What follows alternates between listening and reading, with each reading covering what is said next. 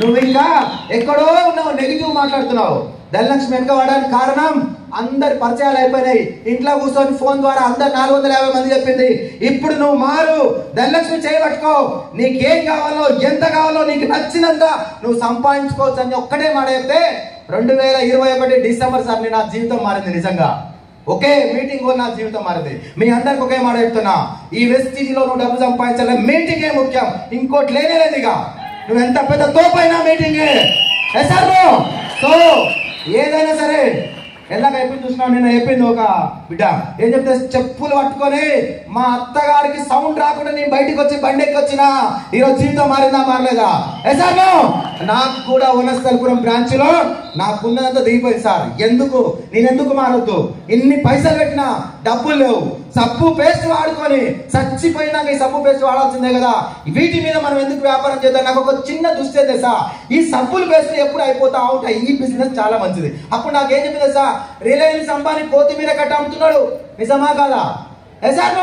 So చాలా మంది కిరణం షాప్ వ్యాపారం, పటాటా బీర్ల వీళ్ళందరూ వస్తారు కదా. నీ జీవితం మారుతుంటే మా మేడం కు 2021 50,000 వచ్చినప్పుడు గట్టిగా ఇద్దరం కలిసి ప్రయాణం చేస్తే ఒక్క నెలలోనే 30 రోజుల్లోనే 1,07,000 పెరిగింది ఆ చెక్. ఒక్క నెలనే 2022లో జనవరి 1,07,000. రెండో నెల వస్తుందా రాదా అని మళ్ళీ ఫిబ్రవరిలో చూస్తే 1,27,000. ఇక అప్పుడు అవ్వాలని డిసైడ్ అయిపోయినా సార్ నేను కూరుకుని ఆ రోజు. ఇప్పటిదాకా నా నిర్ణయం అదే. సో ఫిబ్రవరిలో 1,27,000, మార్చిలో 1,66,000, తర్వాత ఏప్రిల్లో 1,71, తర్వాత మేలో 1,64,000, తర్వాత జూన్ లో 1,52,000, తర్వాత 1,89,000, తర్వాత 2,49,000, తర్వాత 3,26,000, 3,10,000, 3,15,000, 3,20,000, 2022 మొత్తం 18 లక్షల రూపాయలు వెస్టీజ్ తో సంపాదించింది ధనలక్ష్మి మేడం. కానీ అప్పటికి నాకున్నది అప్పు ఉంది, చాలా అప్పు ఉంది. 12 లక్షల అప్పు, 3 రూపాయల వడ్డీ, విపరీతమైన టెన్షన్. ఒక్కొక్కడు ఇంటికి వస్తున్నాడు, భయం, ఇబ్బంది పెడతా ఉన్నారు. ఒక రోజు అనిపించింది ఈ జీవితం పోతే బాగుండదు, రోడ్డు మీద పోయినా కానీ చనిపోవాలనిపించింది. కానీ ఆలోచించిన పోతే జీవితం ఏం మారదు.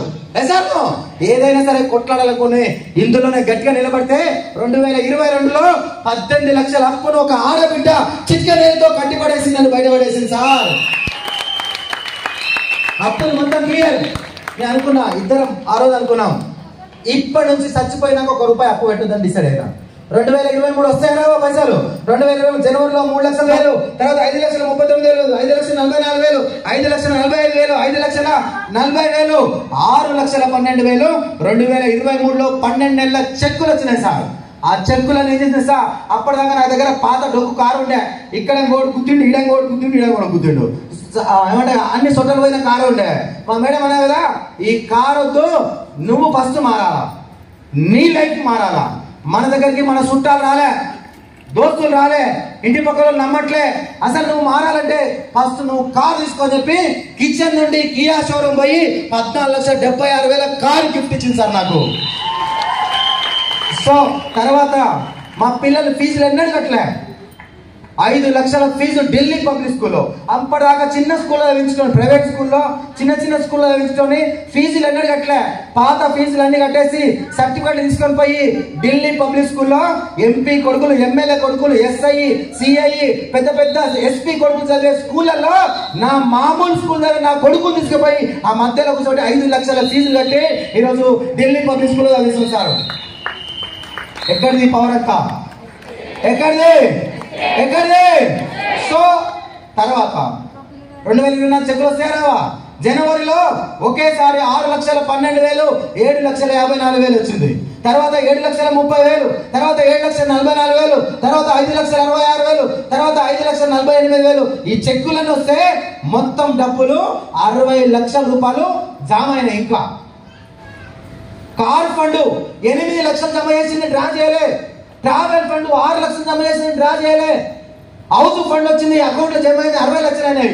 ఏం చేసింది సార్, ఒకప్పుడు మనం అప్పు చేసి, మా అక్క దగ్గర అప్పు చేసి, మా అక్క బిడ్డ పెళ్లికి ఎకరం భూమి అమ్మినా నా ఊర్లో. మా మేడం అమ్మింది, మాట పోతే మాట రాదు, అమ్మి పడాయని చెప్పింది. భూమి పోతే భూమి కొనొచ్చు అని చెప్తే మా ఊర్లో భూమి అమ్మేస్తే ఆ డబ్బులని జమ చేసి మా ఊర్లో 2 ఎకరాల పొలం కొనేస్తారు. కసితోటి పోయిన పొలాన్ని మళ్ళీ నిలుపుకున్నా. చూడండి, జీవితం మారిందా మారలేదా? మారిందా మారలేదా? ఎప్పుడైతే కారు కొన్నా మా చుట్టాలు నన్ను గుర్తించరు. ఎప్పుడైతే ఊర్లో పోగొట్టుకున్న పొలం కొన్నానో ఇప్పుడు అందరూ నువ్వు పెళ్లికి నువ్వు వస్తే వచ్చినావు, లేకపోతే ధనలక్ష్మి వచ్చి అక్షంతలు వేసుకోమరా అని చెప్తున్నారు. మారిందా మారలేదా? సార్ సో నిజంగా సార్ మీ అందరికి ఒకటే మాట చెప్తున్నా, ఈ ఆల్పూర్వకంగా మానవ జన్మ మళ్ళీ లేదు. 70 లక్షల జీవరాశులలో మానవ జన్మ చాలా ఉత్తమం. ఓ కుక్కనో, ఓ నక్కనో, ఒక పందినో, లేకపోతే చీమనో పుట్టిస్తే ఈ కోరిక లేవు సార్ మనిషికి. సార్ నేను ఒకటే మాట చెప్తున్నా, పోతాం, మళ్ళీ పోయిన తర్వాత మనం వచ్చేది లేదు.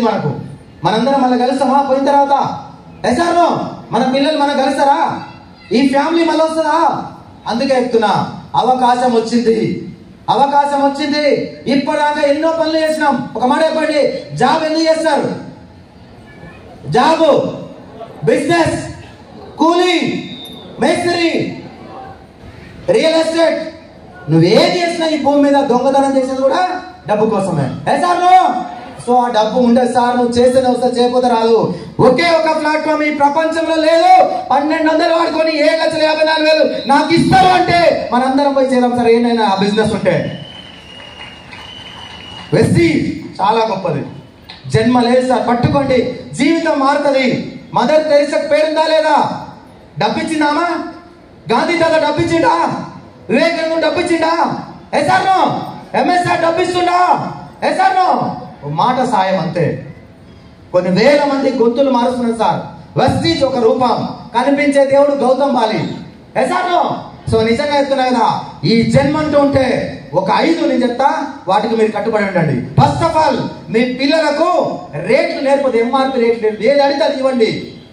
1 సంవత్సరం టైం పెట్టుకోండి, 1 ఇయర్. వచ్చే బూట్ క్యాంప్ వరకు నా పిల్లలు ఏది అడుగుతుంది, వచ్చే బూట్ క్యాంప్ నుంచి నా పిల్లలు ఉన్నన్ని రోజులు ఏది కావాలంటే అది ఇస్తా అని డిసైడ్ అవ్వు.